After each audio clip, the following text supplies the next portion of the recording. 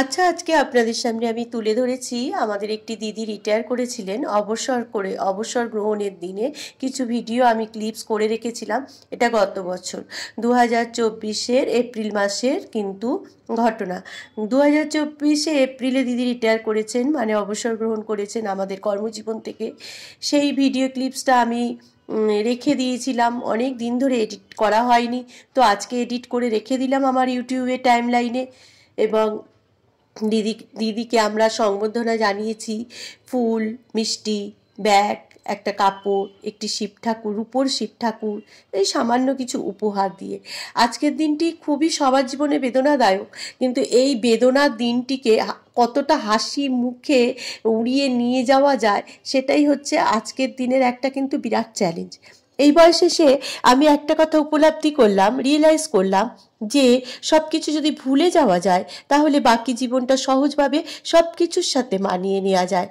আমাদের রাতে ঘুম না হওয়ার কারণ কি জানেন তো? অতীত স্মরণ করা।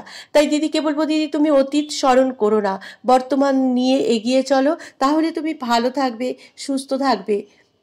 কারণ অতীত মানুষকে কাঁদায়, অতীত মানুষকে পাগল করে দেয়। কারণ অতীতে সবারই কিছু ভালো কিছু মন্দ ঘটনা নিয়েই কিন্তু অতীত তৈরি হয়। সেই জন্যেই অতীতকে মনে রাখার কোনো দরকার নেই। তুমি সামনের জীবনে ভালো থাকো, সুস্থ থাকো, আর আগামী দিনগুলো তোমার সুন্দরভাবে কাটুক, এটাই কামনা করলাম। প্রত্যেকেরই কিন্তু কষ্ট হচ্ছে, যেহেতু আমরা দিদির সাথে প্রায় 13 বছর কাজ করে ফেললাম, 13 কি 14 বছর কাজ করে ফেলেছি। সেই কারণে কেউ 14 বছর, কেউ অনেক অনেক বছর, সেই কারণেই সবারই কিন্তু কষ্ট হচ্ছে। আর দিদির যে কষ্ট হচ্ছে সেই কষ্টটা লুকিয়ে রাখার একটা বিরাট চ্যালেঞ্জ কিন্তু আজকের দিনটা প্রত্যেকের জীবনেই আসে যারা কর্মজীবনে থাকেন।